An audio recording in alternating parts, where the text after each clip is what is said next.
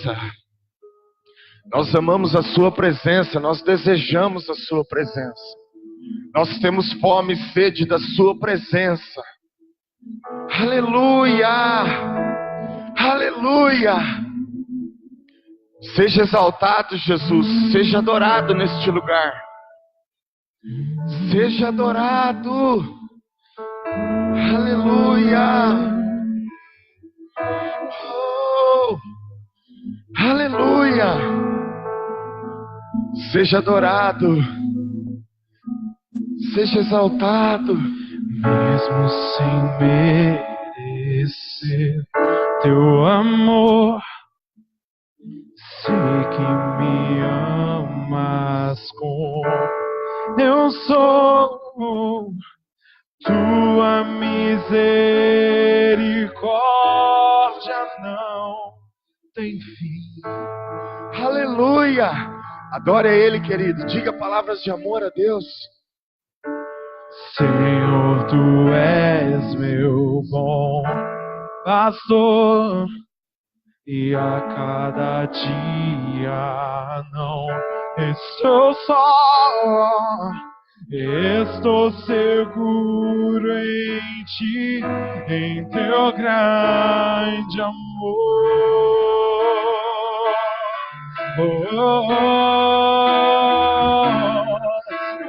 Nada vai me separar de ti. Aleluia! Nada vai me separar do teu amor. Tu és o meu Senhor. Aleluia! Tu és meu Salvador.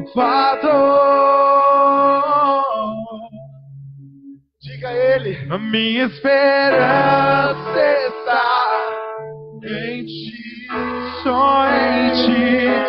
Minha confiança está no teu poder. Sempre te amarei.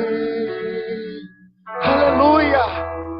Tu és meu Senhor. Se exaltado, se exaltado, ó Deus. Se exaltado, ó Deus. Seja exaltado, Jesus. Se exaltado, ó Deus. Aleluia! Se exaltado, ó Deus.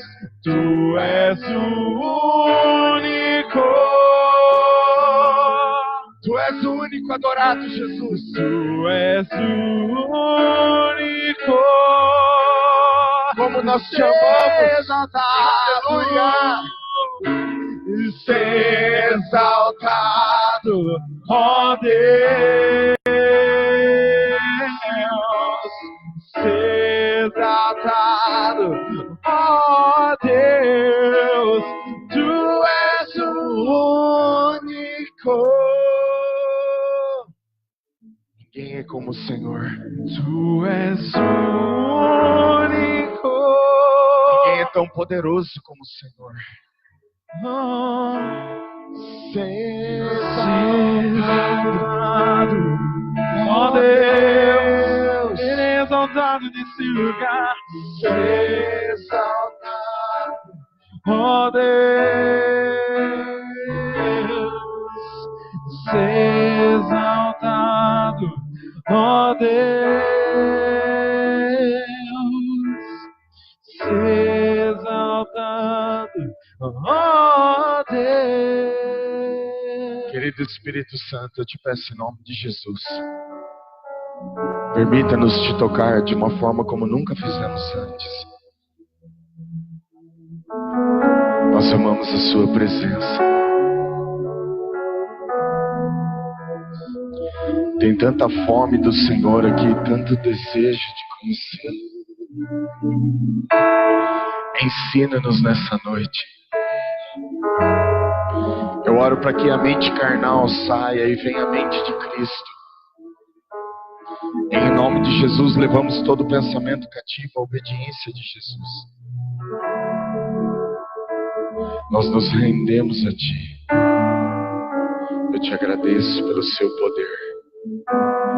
Eu te agradeço pelo Seu poder. Até o final dessa reunião, prometo te dar toda a glória. Toda a glória. Aleluia.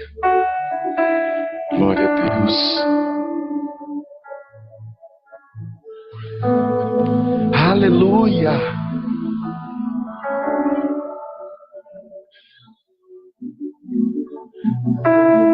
Tem algumas coisas que têm permeado o meu coração, como poderia lidar com aquilo que me impede de andar no nível de poder. O que eu poderia fazer para andar no nível de instrução maior? Tem coisas que todos os dias eu pergunto ao Senhor e digo: Deus, como é que eu poderia viver dessa forma? Escute, quando nós fizemos um painel de perguntas aqui, o pastor Alfredo disse uma coisa muito interessante. Se o homem não conseguir se aquietar nesse tempo, vai ser muito difícil você caminhar em fé. Salmo 46 diz assim: aquietai-vos e sabei que eu sou Deus. Não existe outra maneira de você conhecer a Deus se você não se aquietar. Aquietar a nossa alma agitada, vivendo numa sociedade agitada, parece uma coisa assim, quase que milagrosa hoje.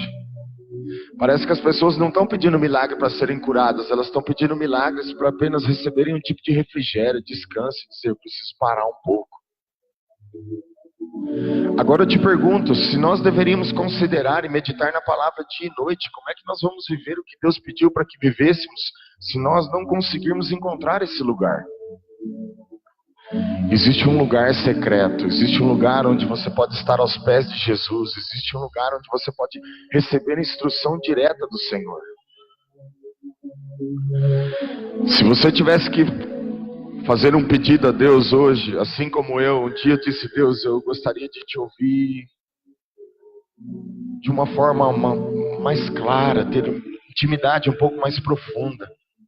Quando vi o pastor David Robertson ministrar a primeira vez, eu fiquei chocado. Eu não sei se o David te anima ou te desanima.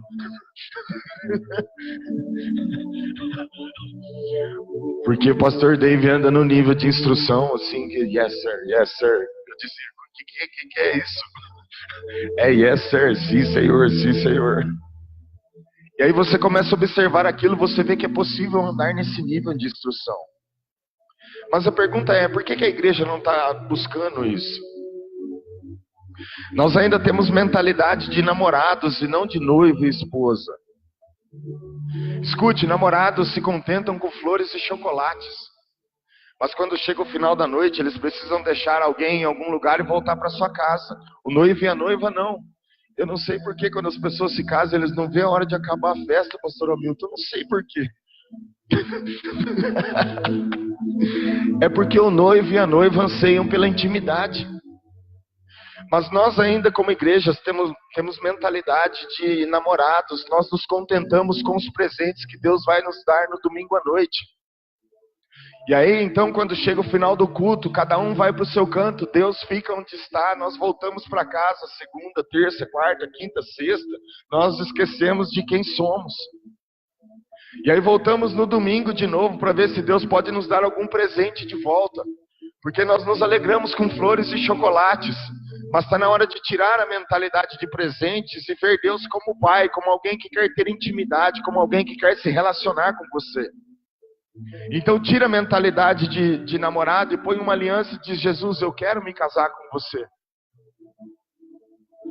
Do relacionamento nasce a comunhão, da comunhão nasce a intimidade.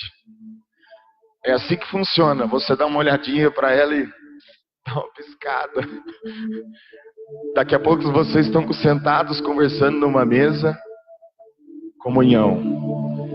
E logo logo estão se casando e indo para a intimidade. Deus é a mesma coisa. Você dá uma olhadinha para ele assim e fala: te amo, querido. Daqui a pouco vocês estão sentados no quarto se relacionando. Deus começa a trazer promessas ao nosso coração. Dali vem a intimidade. Quando você se une a Ele, a união de duas pessoas, o fruto disso é o quê? Filhos. filhos. Por isso que o noivo anseia por intimidade. Quando você se une a Ele, você pode gerar pessoas, você pode trazê-las para o reino que você está vivendo. Aleluia. Eu gostaria de falar um pouco hoje sobre como ter um nível de instrução maior do Espírito Santo. Pô, Thales, não deu para falar essa na conferência. Mas nós vamos falar hoje. Mas será que é possível andar no nível de instrução um pouco mais próximo? Como quando eu vi aqueles homens andando em Deus, quando eu leio os livros dos pregadores, eu dizia: Deus, por que isso não está acontecendo comigo? Chega um momento que você não vai mais conseguir se alimentar só disso. Você precisa começar a escrever o seu livro. Ei, sabe que o capítulo 11 de Hebreus não acabou? Ele continua sendo escrito. Aqueles homens andaram por fé, fizeram o que fizeram, mas agora ele precisa ser continuado. Ele precisa ser descrito por mim e por você. Daqui a pouco, amanhã vai ter pela fé. Pastor Hamilton fez isso e aquilo. Pastor Alfredo fez isso e aquilo. Flavinho fez isso e aquilo. Larissa, Thales, todos nós. Então, pela fé, nós caminharemos e manifestaremos o reino de Deus. Mas você não pode viver num reino invisível sem ter intimidade ou conhecer aquele que veio para revelar o reino. Escute, deixa eu tentar te mostrar um negócio. Não tem como viver no reino de Deus sem conhecer aquele que veio revelar o reino. O Espírito Santo é aquele que vai te ensinar sobre tudo que Jesus é. Se nós não amarmos o Espírito Santo nesse tempo, quem nos ensinará a verdade? Pastor Alano? Não. Eu posso te apontar o caminho, Pastor Alfredo ensina o caminho, os pastores mostram o caminho, mas quem fundamenta isso dentro de nós é o Espírito de Deus.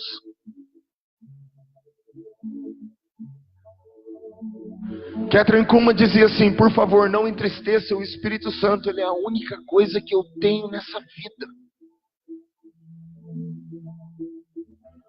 Smith Wigglesworth dizia o seguinte: eu tenho a ideia de que todos nós que nascemos de novo e carregamos o Espírito Santo deveríamos manifestar as mesmas coisas que Jesus. Mas por que não manifestamos? Porque não temos o nível de instrução que esses homens andaram. Nós não amamos a Deus como deveríamos. Mas eu vim aqui para dizer para você que você pode conhecê-lo. Aleluia. Você pode andar num nível de instrução maior. Você pode ouvir a Deus. Deus quer sanar os seus problemas, tanto na área financeira, casamento, perdão, amor, justiça, paz, alegria, cura, seja lá o que for. O Espírito Santo é aquele que vem revelar a respeito da cruz. Abre comigo a sua Bíblia em João capítulo 2.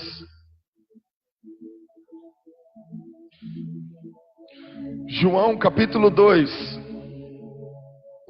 No verso 23 diz assim: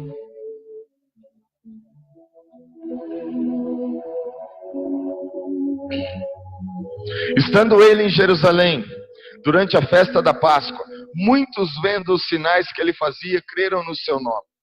Mas o próprio Jesus não se confiava a eles, porque os conhecia a todos. E não precisava de que alguém lhe desse testemunho a respeito do homem, porque ele mesmo sabia o que era a natureza humana. E esse é o tipo de aclamação que nós, a igreja, estamos fazendo. Observa o texto comigo. Querido, antes de eu começar a ensinar, eu vou dizer para você, eu tenho necessidade de ler algumas coisas para que você verifique que elas estão nas Escrituras. Ok? Eu poderia simplesmente recitar os temas, as passagens, mas eu quero que você acompanhe comigo para que a gente chegue no entendimento e esclareça a verdade de Deus. Amém? Tudo certo? Então vamos lá. Olha o texto de João, o que está dizendo. Quando as pessoas viram os sinais na vida de Jesus, elas simplesmente se aproximaram até ele e começaram a crer nele por conta do que viram e não por conta do que era. Agora Jesus, conhecendo a natureza do homem e o coração deles, diz assim: eu não posso me confiar a vocês. Escute, esse é o tipo de aclamação que a igreja tem feito.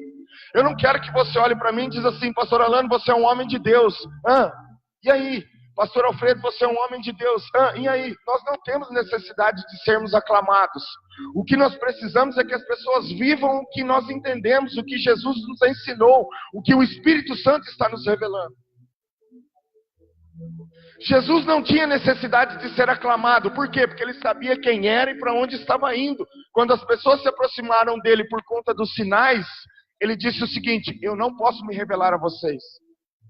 Porque o que vocês querem não é a mim, não é a minha intimidade, não é a minha comunhão. Vocês querem o que eu posso fazer para vocês, mas não o que eu posso te dar no sentido de intimidade.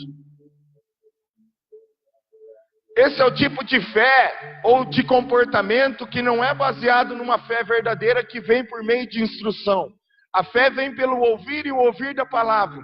Essas pessoas creram em Jesus pelo que viram e não por quem ele era.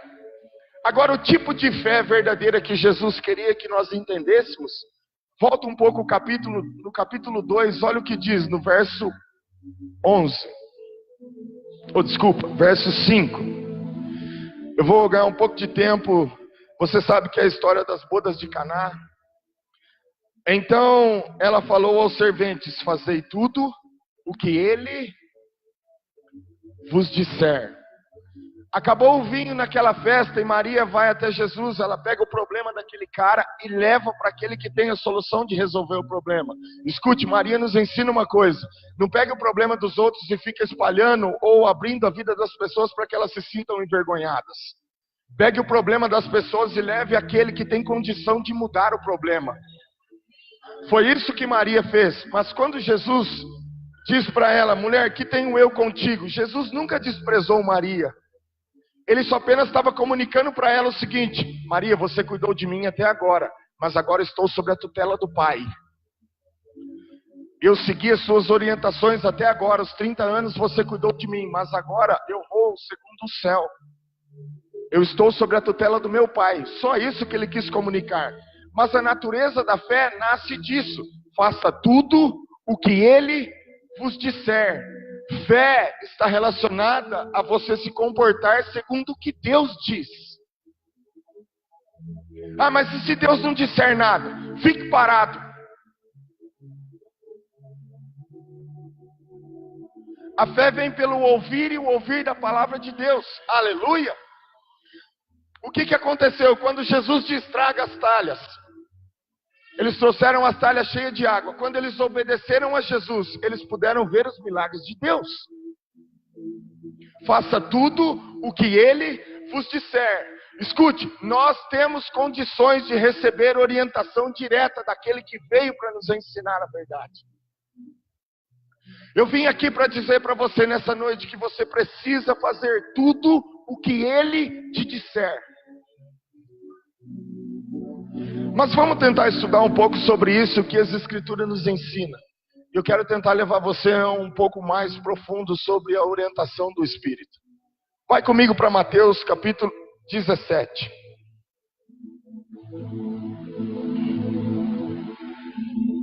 Aleluia, Jesus. Mateus capítulo 17.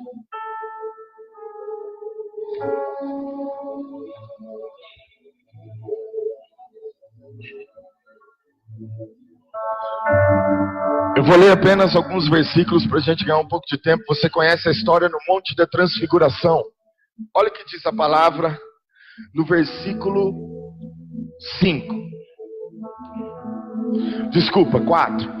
Então disse Pedro a Jesus: Senhor, bom é estarmos aqui. Se queres, farei aqui 3 tendas, mas será uma tua, a outra para Moisés e Elias. Falava ele ainda, quando uma nuvem luminosa os envolveu. E eis que vindo da nuvem uma voz lhe dizia: Este é o meu filho amado, em quem me comprazo. A ele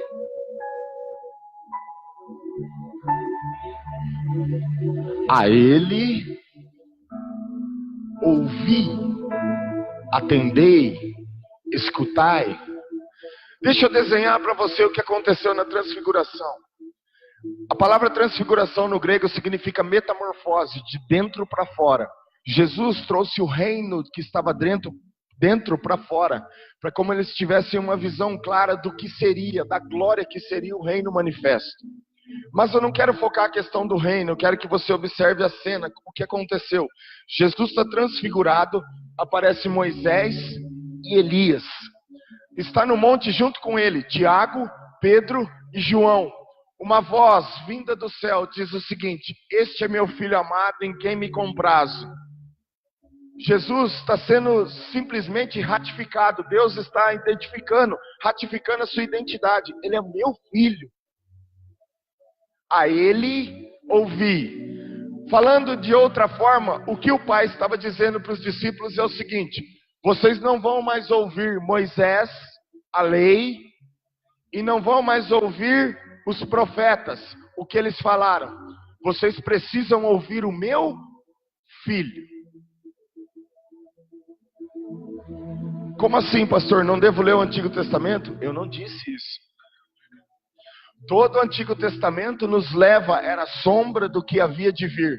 Tem muitos ensinos bons no Antigo Testamento. Mas se você não entender a graça, você não pode entender o velho. Escute, a minha mão está aqui, a luz está fazendo a sombra. A lei era a sombra. Como é que você vai entender o corpo? Como é que você pode entender a lei se não entender o corpo? Quem fazia a sombra era o corpo, Cristo Jesus. Eu não quero entrar nesse assunto agora, mas entenda uma coisa: vocês não vão ouvir mais os profetas e nem a lei de Moisés. Vocês precisam ouvir o meu filho. Quem está no monte? Pedro, Tiago e João. Dá uma olhadinha no final do capítulo comigo. No versículo 24. Tendo eles chegado a Cafarnaum, dirigiram-se a Pedro os que cobravam o imposto das 2 dracmas e perguntaram: não paga o vosso mestre as 2 dracmas? Sim, respondeu ele. Ao entrar Pedro em casa, Jesus lhe antecipou dizendo: Simão, o que te parece?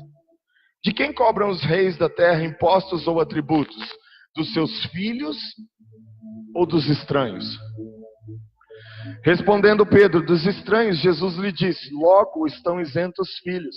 Mas para que não os escandalizemos, vai ao mar, lança o anzol, e o primeiro peixe que fisgar, tira-o, e abrindo-lhe a boca, acharás um estáter. Toma-o e entrega-lhes por mim e por ti.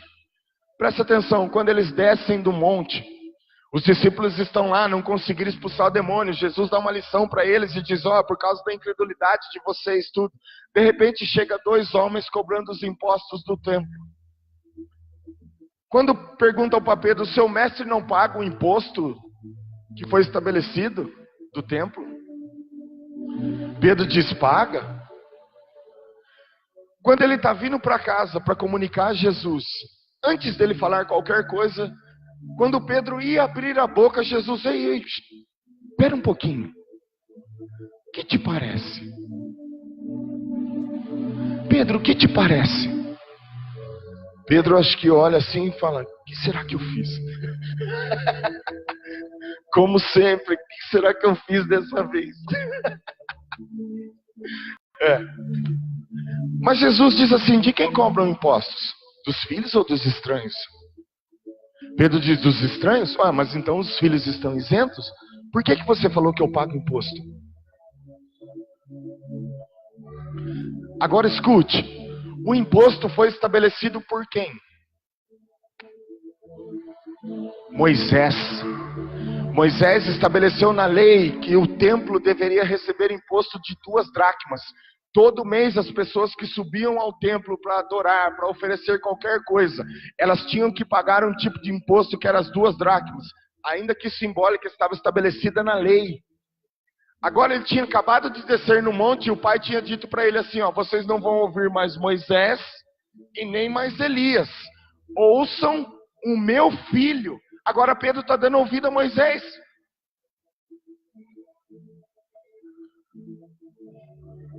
Ei Pedro, o que te parece? Por que você falou isso?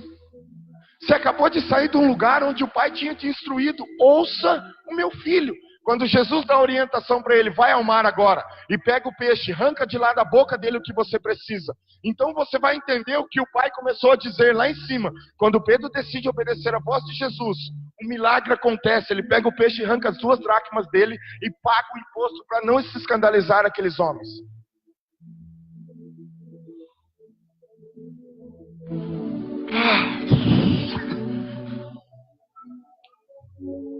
Por que é tão difícil para nós ouvirmos a Ele?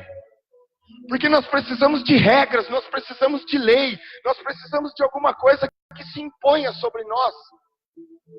Mas não foi isso que o Pai disse. Ele não disse que você precisava de regras, Ele não disse que você precisava de nada, porque a lei do Espírito da vida em Cristo Jesus te livrou da lei do pecado e da morte. Ela orientaria você sobre o que é certo e o que é errado.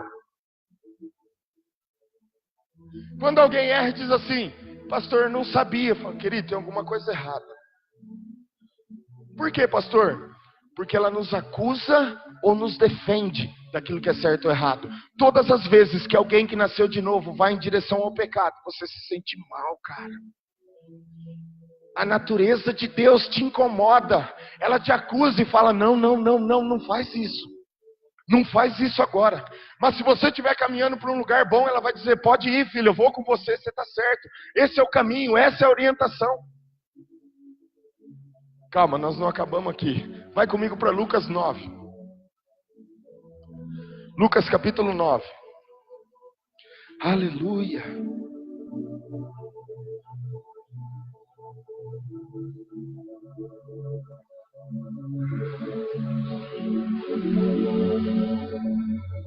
No versículo 34.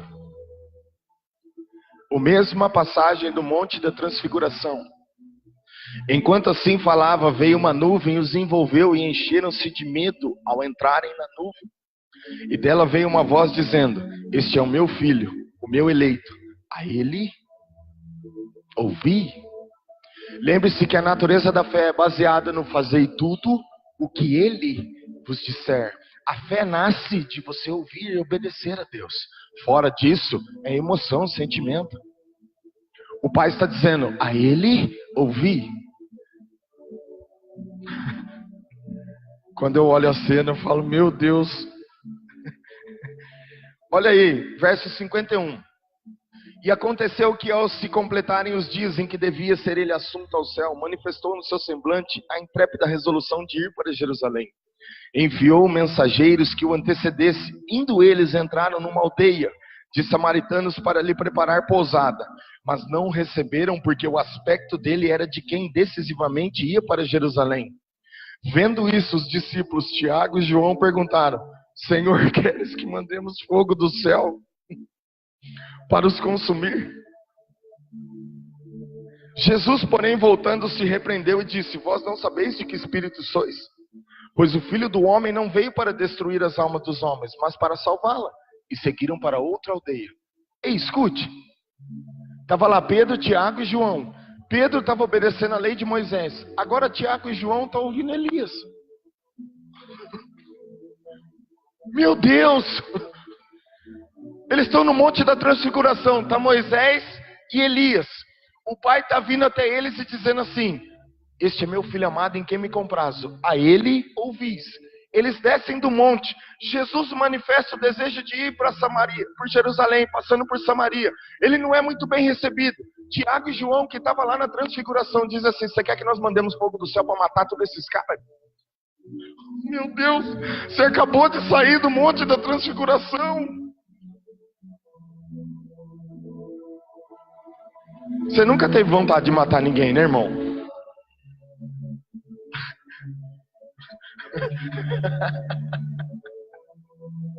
Imagina, isso acontece com pastor, não é, Alfredo? Pastor tem vontade de matar? Imagina, querido. Claro que não. Isso aí são coisas do diabo, de sei lá o que for. Mas olha o que está acontecendo.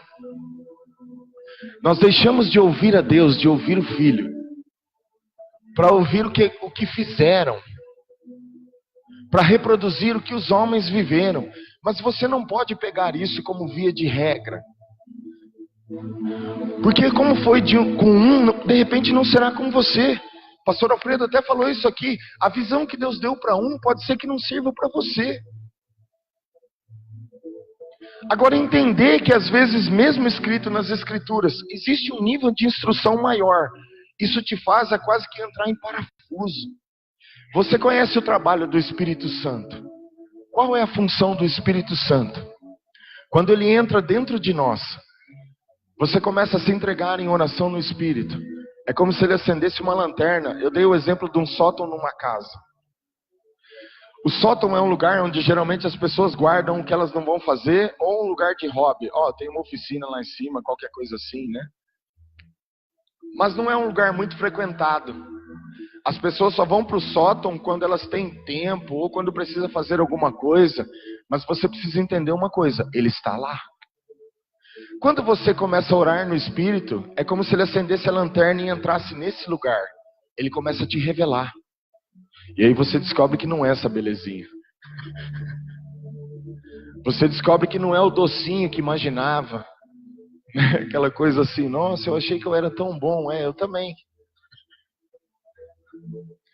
A função do Espírito Santo é essa, de revelar o nosso coração para que nós possamos ouvir a Deus.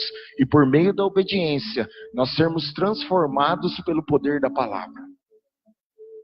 Essa é a função dele. Agora escute, a igreja se perdeu em algum momento por conta dos afazeres e das coisas que tomaram conta do nosso coração. Não tem como você saber como você é ou descobrir as coisas que estão ocultas dentro do seu coração se você não parar um pouquinho para ouvir o Espírito Santo. O pastor Hamilton colocou uma coisa interessantíssima na mensagem dele aqui. Quando Adão pecou e Deus desceu no Éden, ele se escondeu atrás das árvores. As árvores eram parte da função de Adão. Ele tinha que cuidar, cultivar ela. Não é assim que acontece conosco? Quando nós erramos, nós nos escondemos atrás dos nossos afazeres. E o homem cada vez mais está buscando alguma coisa para fazer. Está ficando tão agitado porque ele não quer se expor à presença daquele que vai revelá-lo. Eu não vou ler o texto para a gente ganhar um pouco de tempo. Você conhece a passagem de Marta e Maria. Quando Jesus vai para a casa de Marta, todo mundo olha para Marta e viu que ela ficou desesperada. Mas se você pegar aquele versículo isolado, fora do contexto, você nunca vai entender por que Marta ficou daquele jeito. Se você ler o início do capítulo 10, Jesus está na missão dos 70. Jesus não apareceu sozinho na casa dela, tinha umas 80 pessoas. Até eu ficaria. Imagina se todos nós abaixarmos hoje na casa do Hamilton para a gente jantar.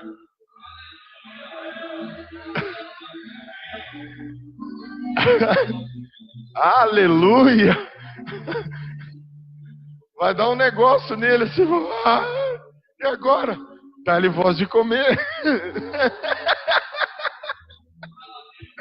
Aleluia. Mas Marta ficou desesperada porque, de repente, tinha uma sala muito grande, mas tinha quase 70 pessoas na casa dela. A missão dos 70 tinha os discípulos. Jesus estava evangelizando de cidade em cidade. Eles param na casa de Marta e Maria. Jesus senta na sala dela e começa a instruir. Por que Maria escolheu a melhor parte? Porque ela escolheu uma instrução. Marta ficou preocupada excessivamente. O fato dela estar preocupada não seria problema.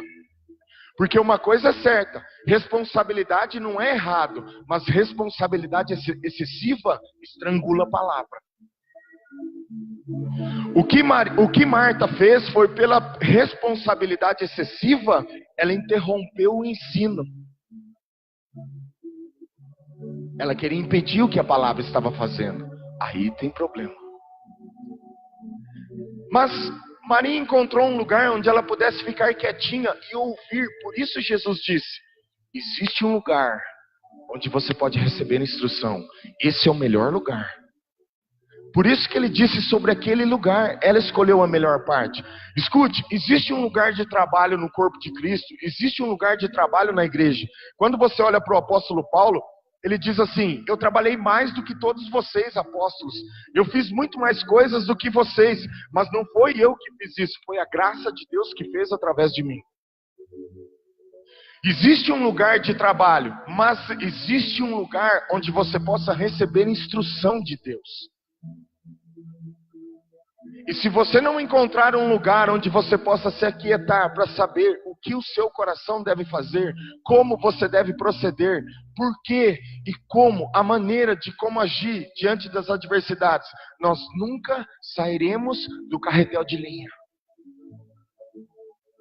Agora que o pai disse a ele ouvir, ele nunca pediria para você fazer alguma coisa que não fosse possível na dispensação que nós vivemos. Vocês já ouviram falar de um homem chamado Paulo? Ele foi um apóstolo chamado fora de tempo. Ele não caminhou com Jesus, ele nunca sentou com Jesus, mas ele escreveu 2/3 do Novo Testamento pelas coisas que ouviu a respeito de Jesus, por meio da intimidade do Espírito Santo. E o melhor de tudo, ele vive na mesma dispensação que nós vivemos. Agora, por que Paulo podia viver dessa maneira e nós como igreja não podemos? Porque nós não temos a mesma paixão que Paulo teve. Nos falta o encontro, nos falta aquilo que nos faz apaixonar, nos falta aquilo que traz o desejo de nos relacionarmos com Ele. Escute, se você não tiver um relacionamento com algo, você nunca vai desejar aquilo.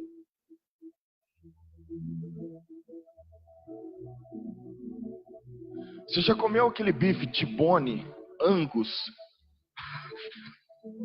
Quando você come a primeira vez, você quer comer toda hora. Enquanto você não se relacionar com alguma coisa, você não vai desejar outra vez. Eu estou dando um exemplo do bife, mas pode ser qualquer coisa. Deus é a mesma coisa. Enquanto você não tiver uma experiência com Ele, de atraí-lo e realmente saber quem Ele é, você nunca vai desejá-lo ardentemente como deseja as coisas que você já se relacionou. Por que as pessoas gostam tanto do pecado da prostituição? Porque eles trazem prazer na carne, gratificação. Ué, mas por que não gostamos da oração e da intimidade? Ela também traz prazer, mas não na carne, traz prazer no espírito, no coração, na alma. Mas até que nós não vamos para lá, nós nunca vamos entender isso. Agora, eu vim aqui para dizer essa noite que da mesma forma que o apóstolo Paulo recebeu instrução de um nível diferente, nós também podemos receber.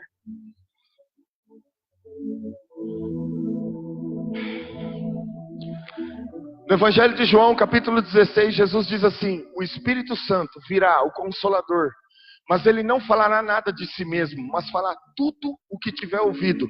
Ele me glorificará. Por muitos anos eu achei que o Espírito Santo viria e se tornaria o Senhor da minha vida. O papel dele não é esse. O papel do Espírito Santo é trazer o senhorio de Jesus dentro de você. Então qual a função dele? Ele ouve o que Jesus tem a dizer sobre seus planos e propósitos e comunica isso dentro do seu coração, por meio de oração, meditação, adoração pessoal. Essa é a função dele. Existe um nível de instrução maior e nós poderíamos desejar isso. Eu queria que você abrisse a Bíblia comigo em Atos capítulo 16. Aleluia, Jesus. Atos capítulo 16.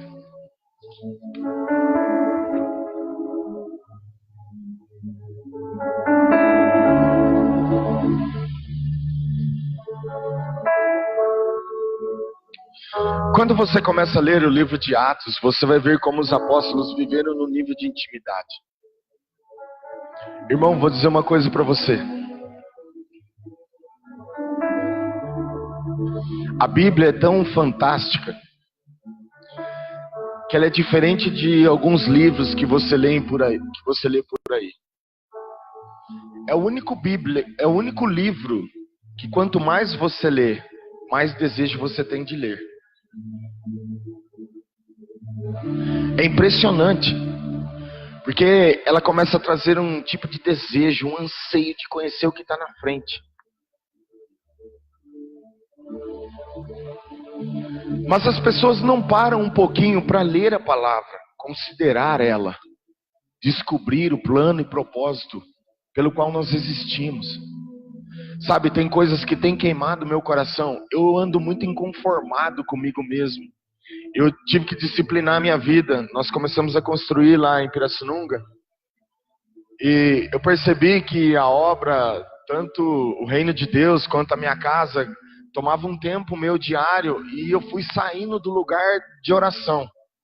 Um dia, Deus disse assim para mim: você fala que é discípulo do pastor David Robertson, que ele te gerou da fé, mas você não é nada disso. Eu disse: mas como? É porque você não pratica nada do que ele ensina. Quase caí para trás. E eu disse: Deus, mas eu oro em línguas. Essa é uma parte do que o David Robertson ensina. Mas você não pratica jejum, você não pratica meditação. Então eu disciplinei minha vida e fiz o seguinte: hoje eu acordo, tomo café com a esposa. Ela vai trabalhar. Aí eu fico orando a parte da manhã, à tarde eu saio para resolver o que tem que resolver. Mas se nós não encontrarmos esse lugar onde a gente possa estar onde Maria estava, fica muito difícil receber a instrução de Deus. E aí nós vamos precisar mesmo de que o pastor Hamilton, o pastor Alfredo, alguém nos ajude e nos oriente o caminho que devemos seguir. Por quê? Porque nós não temos a coragem de ir para lá. Escute, eu não estou dizendo que nós, os homens de Deus, não precisamos fazer isso. A nossa função é essa, apontar o caminho. Mas eu não quero que você dependa de nós. Os cuidados da sua vida não foi atribuído a nós. Quando Deus olhou para a terra e disse assim: quem que vai cuidar dos meus filhos? Ei, vocês que têm filhos sabem como é que é. Quando vai pôr o filho numa escola, a primeira coisa que você procura saber, o ensino que está se dando, como as coordenadoras ou as professoras vão cuidar do seu filho, como ele vai ser tratado. Afinal de contas, ele é o seu filho, você quer o melhor para ele, não é assim que você faz? Deus fez a mesma coisa. Quando olhou para a terra e viu quem poderá cuidar dos meus filhos e fazer aquilo que eu faria, ele olhou para nós e não encontrou ninguém. O que ele fez? Ele enviou ele mesmo. Arrancou o Espírito Santo e enviou sobre nós. Então ele entregou os cuidados da nossa vida nas mãos dele mesmo. Por isso hoje ele ora através de você, ele intercede por você, ele vive em você, ele se revela e nos movemos através dele. Agora nós vamos encontrar no capítulo 16 de Atos um nível de instrução totalmente diferente. Um tipo de liderança que você começa a imaginar e diz: Deus, como é que pode um homem andar dessa forma? É possível. Mas leia aí comigo, Atos capítulo 16.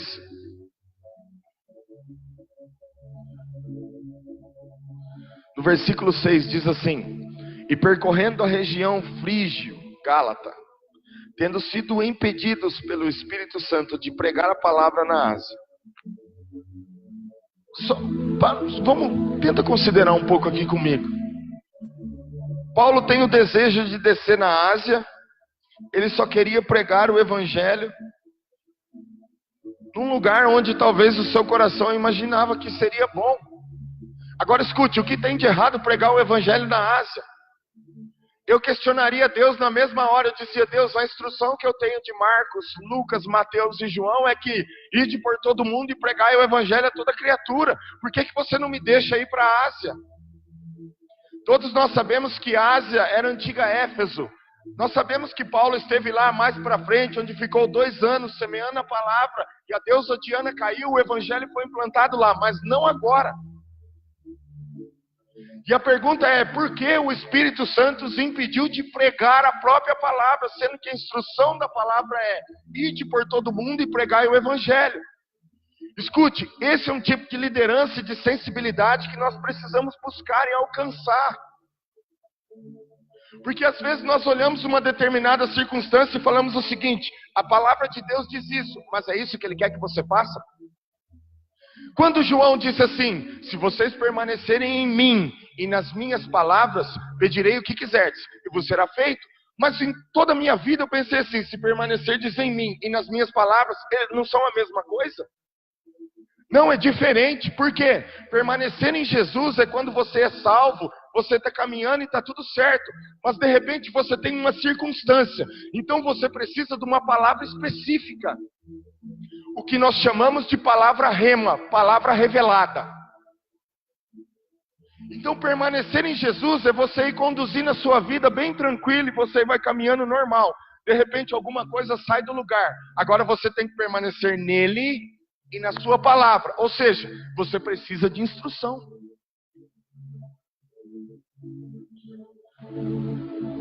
Mas como cristãos nós precisamos ansiar por esse lugar.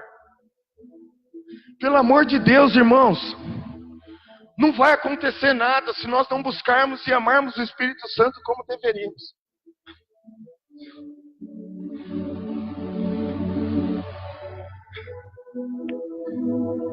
Ele é a única pessoa que pode apontar o que eu não posso. Nos momentos difíceis da vida, eu não vou estar do seu lado, não vai ter ninguém do seu lado. Mas Ele vai estar lá com você, Ele vai poder dizer: filho, faz isso. Filho, faz aquilo. Filho, caminha para cá.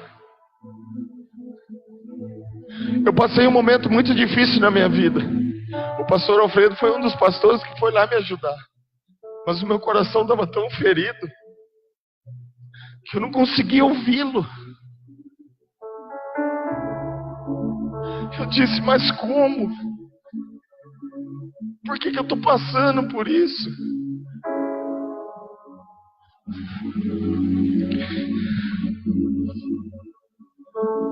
Um dia eu simplesmente decidi me expor à presença de Jesus.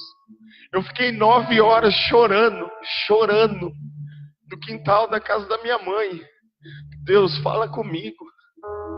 Deus, fala comigo. E a única coisa que eu ouvi foi: como você pode falar de um evangelho que é denominado o evangelho da reconciliação se você não consegue reconciliar nem com a sua própria mulher? Irmão, aquilo entrou dentro de mim assim. Eu falei: Deus, tudo que eu mais amei na minha vida, mais do que ela, eu amei a palavra. Eu amo a palavra, eu amo ela mais do que você imagina, você não tem noção. Não me peça para fazer nada fora dela. Não me peça para falar sobre uma heresia, não me peça para falar sobre coisas que vão mexer na emoção das pessoas, não me peça para fazer algo que Jesus não pediu. Eu perco a sua amizade, mas não perco a palavra. E quando Deus falou aquilo comigo, eu disse: Deus, não faz isso comigo. Ele estava me tirando o que eu mais amava, a palavra. Mas se você ama ela, então vai e pratique. Foi o Espírito Santo que trouxe aquilo dentro de mim e mudou o meu caminhar naquela hora. Mas nós estamos vendo Paulo aqui dizendo como o nível de instrução que Paulo está recebendo. Ele só queria pregar a palavra, mas porque ele foi impedido pelo próprio Espírito. Escute, às vezes em situações que você está vivendo, a palavra em si mesmo pode dizer algo, que pratique ela, mas você precisa de uma orientação mais profunda. Às vezes você só precisa quietar, encontrar um lugar que nem Maria e dizer: eu estou aqui porque eu te amo. Pode cair o mundo, pode cair tudo, mas eu não vou sair daqui. Continue aí comigo, versículo 7. Defrontando Mísia, tentaram ir para Bitínia, mas o Espírito de Jesus não os permitiu. Por que o Espírito de Deus não permitiu Paulo e Silas? Lembra? O Espírito Santo não falaria de si mesmo. Ele nunca falou nada dele. Paulo tem um desejo no coração de ir para Éfeso, mas o Espírito Santo ouve que Jesus tem outros planos para Paulo. Ele pega aquilo e diz: Paulo, agora não. Paulo, agora não. Escute, se você está tentando fazer alguma coisa e não está dando certo, pare um pouquinho para ouvir o que Deus tem a dizer sobre isso.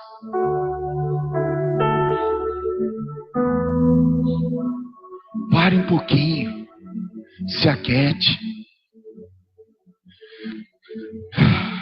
O fato é que existe uma liderança aqui totalmente diferente do que nós imaginamos.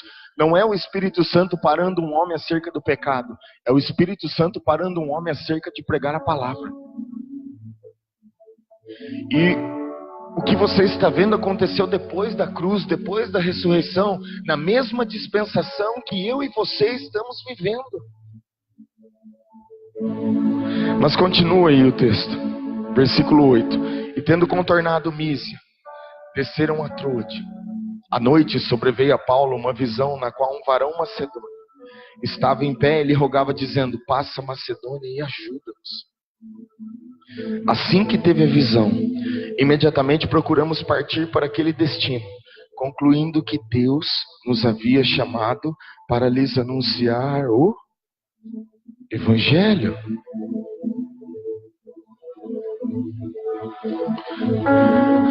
A gente não sabe o que aconteceu com o apóstolo Paulo, mas o que nós sabemos é que quando ele recebeu a instrução do Espírito Santo de não ir, a Bíblia diz que naquela noite ele teve uma visão.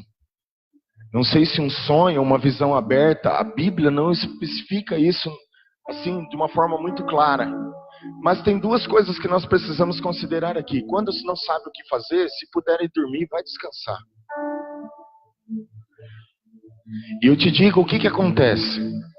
Você já teve algum momento na vida que você entrou em um problema naquele dia, na parte da tarde, e aquilo perturbou as suas emoções de tal forma que você não sabia como resolver? E aí então chegou a noite, você ainda estava com aquilo te angustiando, sua cabeça estava virando e você não sabia como fazer. E aí simplesmente você foi deitar. Quando você acordou no outro dia, você tinha a resposta na ponta da língua. Já aconteceu com você? Sabe o que acontece? É que no momento em que você deitou, a sua alma se aquietou. O seu espírito recebe a informação quando você acorda no outro dia. Uau! Por outro lado, nós podemos acreditar que o apóstolo Paulo, quando recebeu a instrução de não ir, simplesmente decidiu passar um pouco de tempo orando no Espírito Santo, para que agora sabesse o que ele deveria fazer então. Esse é o tipo de procedimento que nós temos que ter. Nós estamos vendo um nível de instrução totalmente diferente. Paulo não decidiu por conta própria, ele simplesmente está obedecendo a Deus. O fato é que existe uma liderança tremenda do Espírito Santo e ele só está querendo fazer o que Deus quer. Agora escute, ele tem uma visão e aparece um homem para ele. Vem para Macedônia e nos ajuda. Meu Deus, como Deus cuida de nós. Eu tenho vontade de explodir quando eu entendo. Um varão apareceu para Paulo e disse: vem para Macedônia, nos ajuda. Olha comigo aí.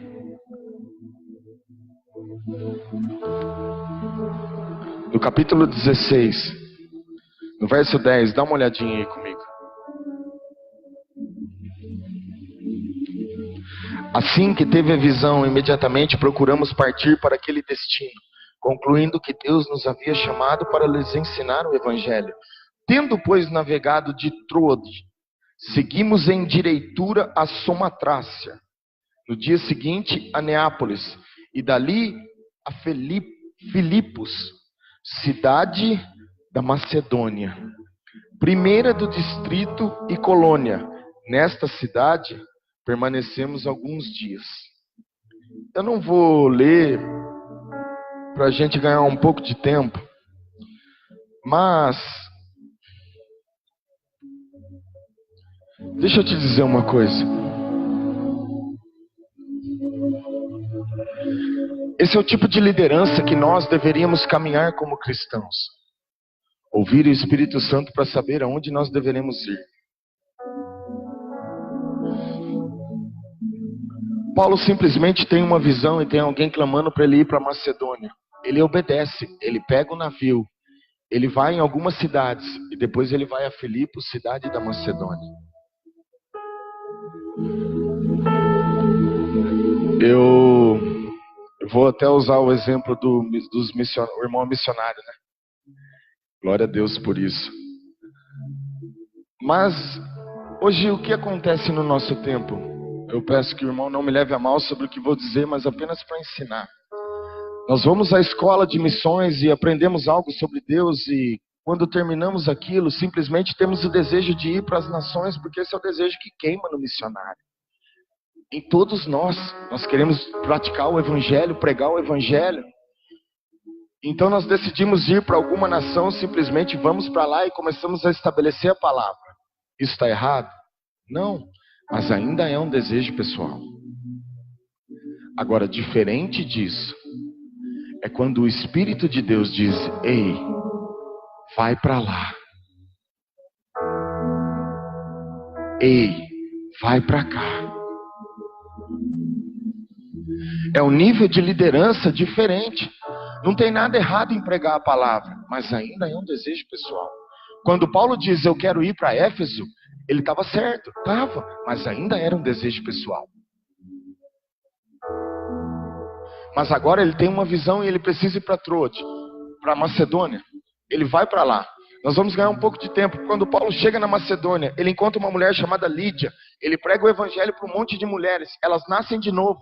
Lídia leva-o para casa. Ele ganha toda a família dela. Ele fica lá e começa a se reunir. Paulo poderia naquele exato momento dizer assim: completei a carreira, eu fiz o que tinha que ser feito aqui na Macedônia.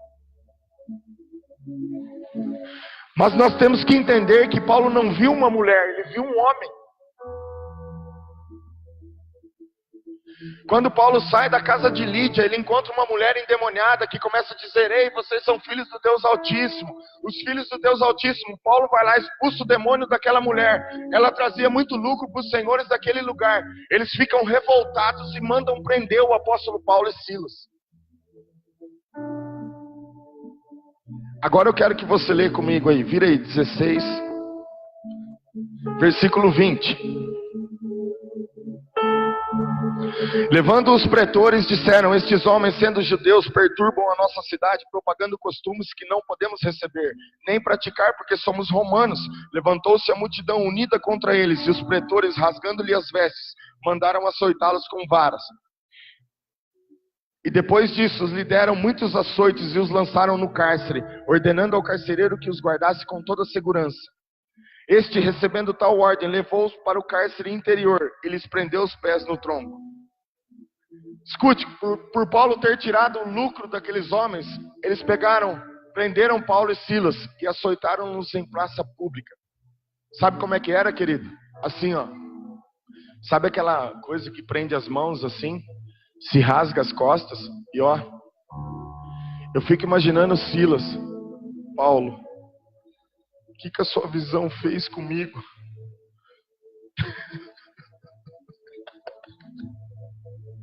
Paulo, tem certeza que você teve uma visão?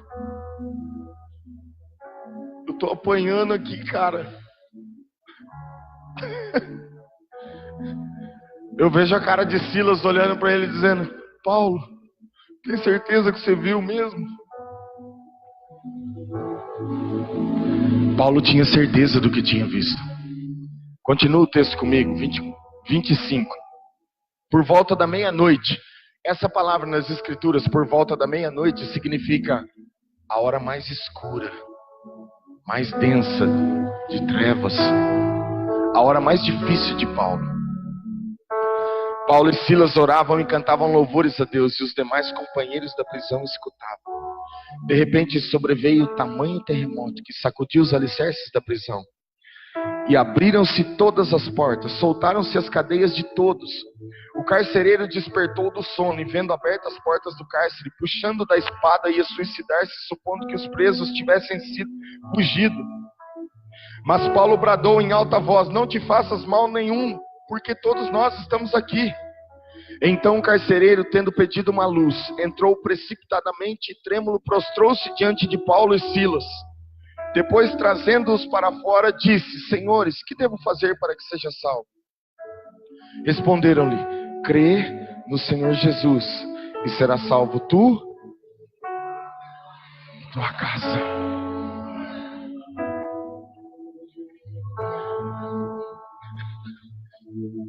Parece que vocês entenderam, eu nem falei nada. Escute. Quando Paulo chega na sua hora mais escura, eles começam a adorar a Deus. Para de ficar murmurando dos seus problemas. Tem gente pior do que você. Levante as mãos e comece a adorar a Deus. Quando Paulo e Silas estão adorando a Deus, as cadeias caem.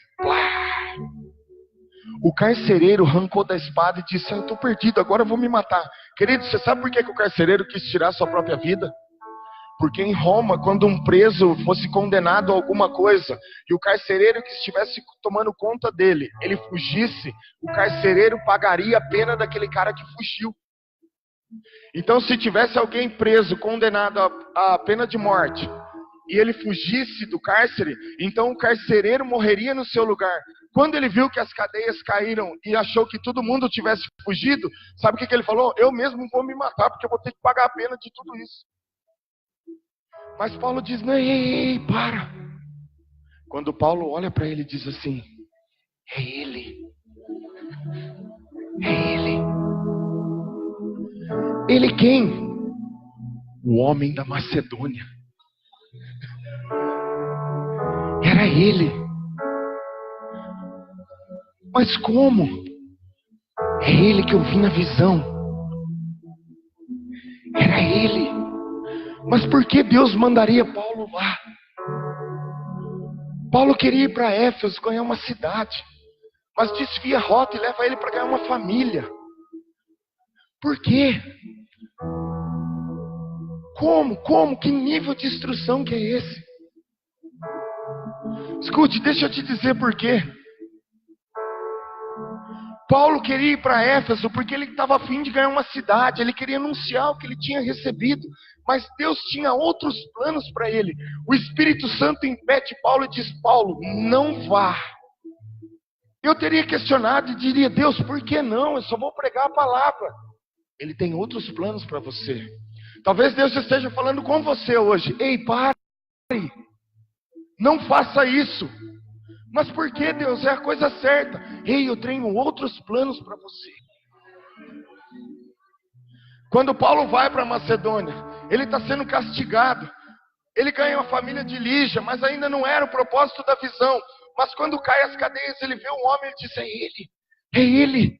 Paulo vai, prega o evangelho para ele. Ele nasce de novo, leva-o para casa. Olha o que diz o texto aí, lê comigo rapidinho. 31, crê no Senhor Jesus, será salvo tu e tua casa. E lhe pregaram a palavra de Deus e a todos os de sua casa. Naquela mesma hora da noite, cuidando deles, lavou-lhes os vergões dos açoites. A seguir foi ele batizado, e todos os seus. Então, levando-os para a sua própria casa, lhes pôs a mesa, e com todos os seus manifestava grande alegria, por terem crido em Deus. Escute, Paulo queria ganhar Éfeso, mas sabe o que Deus queria fazer? Paulo, seu trabalho vai ser muito grande. Enquanto você quer ganhar Éfeso, eu só quero levantar um homem para você, que será o maior provedor do seu ministério. Por isso que Paulo diz: quando eu fui para pregar o evangelho, só a Macedônia manifestou comigo. Por quê? Porque a igreja da Macedônia foi estabelecida na casa desse cara. Ele se tornou o maior provedor do ministério do apóstolo Paulo. Foi ele que Paulo disse: quando fui para Tessalônica, só a Macedônia enviou dinheiro para mim. Quando fui para tal lugar, os irmãos da Macedônia se manifestaram. Esse homem se tornou o maior provedor do ministério do apóstolo Paulo. Paulo queria ganhar uma cidade, mas Deus disse: não, eu tenho outros planos para você. Eu preciso levantar o homem que vai ser o seu socorro. E você levantar você por 20, 30 anos para pregar o evangelho daqui para frente. Paulo nunca imaginaria aquilo. Mas a igreja da Macedônia nasceu na casa desse cara. Aleluia! Às vezes você não entende o que Deus está dizendo, mas quando começa a compreender a revelação do Espírito, vai descobrir que Deus está te conduzindo no caminho certo. O homem que pedia socorro, agora se torna o principal socorrista do ministério do apóstolo Paulo. Em algum momento da vida, ele deve ter clamado: Deus, o que eu faço para ser salvo? E Deus acho que olhou para ele e disse: cara, aguenta só um pouquinho. Aguenta só um pouquinho que eu vou enviar o cara que vai fazer isso para você. Por um tempo Deus envia Paulo lá, salva tanto a família dele como nasce a igreja da Macedônia. Aquela igreja que entendeu a graça do Senhor Jesus, que sendo rico se fez pobre. Eles mesmos se entregaram a Deus e se tornaram os maiores provedores do corpo de Cristo. Meu Deus, que nível de instrução é esse? O que nós precisamos entender essa noite? Deus quer falar com você. Ele sabe aonde você tem que ir. Você está tentando fazer uma coisa, mas precisa de instrução agora. Talvez o que você esteja fazendo não está mudando nada. Já tentou fazer de tudo, mas precisa quietar o seu coração. Se não sabe o que fazer, fica parado. Deus fala comigo. Deus fala comigo. Deus fala comigo. Deus fala comigo. Ele enviou o Espírito Santo para isso. A natureza da fé nasce em fazer tudo o que Ele nos disser. Como pode, meu Deus? Você acha que Ele não cuida de você? Para a gente poder encerrar, Jeremias 29, no versículo 11 diz assim: eu é que sei os pensamentos que tenho de vós, pensamentos de paz e não de mal, para vos dar o fim que desejais. Se você se aproximar de mim e me buscar, então vocês me acharão por conta dos seus corações. Então serei achado de vós, diz o Senhor. É tudo que Ele deseja, é tudo que Ele quer nessa noite. Quando Paulo queria ganhar uma cidade inteira, Deus queria levantar o maior provedor da sua vida. Meu Deus, fica de pé comigo por um instante.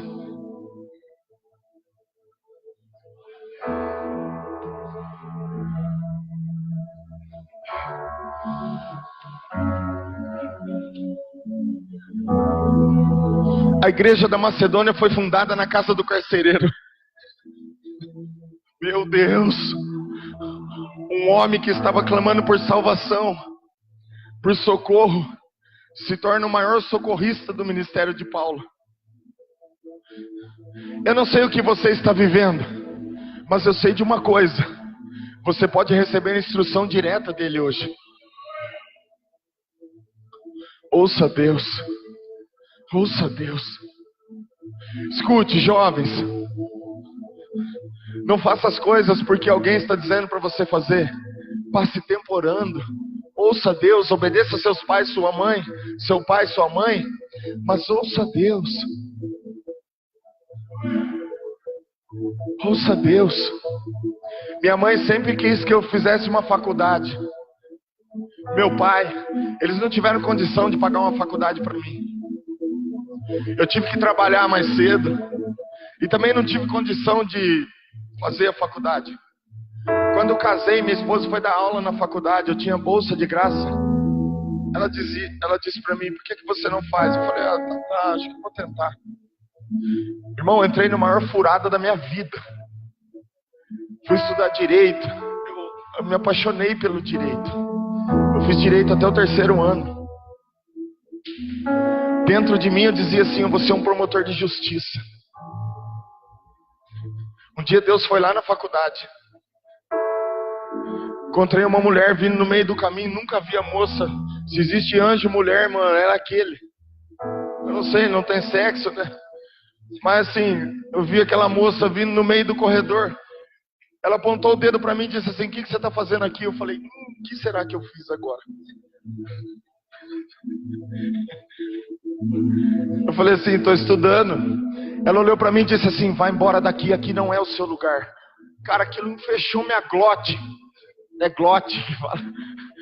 Fechou minha garganta aqui assim, ó. Eu engoli seco. Eu falei: Deus, por quê? Eu só queria estudar. Vai embora daqui, aqui não é o seu lugar. Irmão, entrei numa crise de identidade. Depois de 6 meses o Senhor me chamou para o integral. Larguei a faculdade, larguei a empresa que eu trabalhava, fui pregar o evangelho e estou aqui pregando para vocês hoje.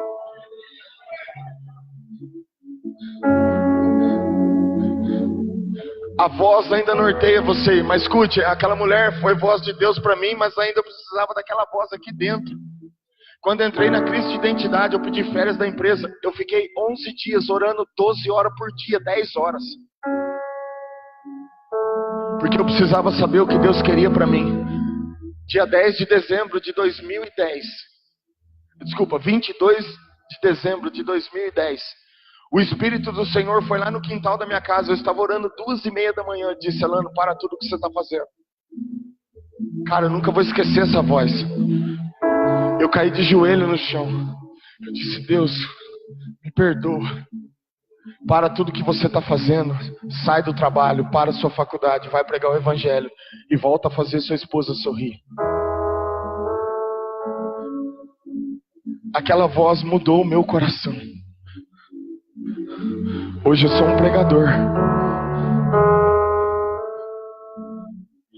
Mas é uma voz que te guia, que norteia você para o caminho certo. Agora eu preciso continuar ouvindo todos os dias. Mas é esse nível de liderança que eu quero. É esse. Então eu queria te aconselhar algo nessa noite. Passe tempo com o Espírito Santo, orando em outras línguas. Quando você pode gastar tempo orando em línguas, você simplesmente decidiu fazer que nem Maria, sentar-se aos pés de Jesus e receber a instrução direta dele. Quando você decide adorar a Deus, quando você decide jejuar, quando você decide passar tempo em oração, você decidiu receber a instrução direta dele. Agora não pense a gente que vamos manifestar fé fora disso. É impossível. É impossível. O reino de Deus é semelhante a um homem que jogou uma semente na terra, não sabendo ele como veio, nasceu e cresceu e deu fruto. Se você não deixar o Espírito de Deus semear na terra do seu coração, não vai nascer nada. Nada. Mas quando posso me aquietar, diabo, você está morto. Quando eu posso me aquietar, você vai ver o que eu posso fazer no meu Pai. Aleluia. Eu queria que você fechasse seus olhos. Se a equipe de louvor pudesse subir aqui conosco. Dá tempo de cantar um louvor aqui, gente? Eu não sei, o pastor Alfredo disse que eu tenho até 1 da manhã, então aleluia.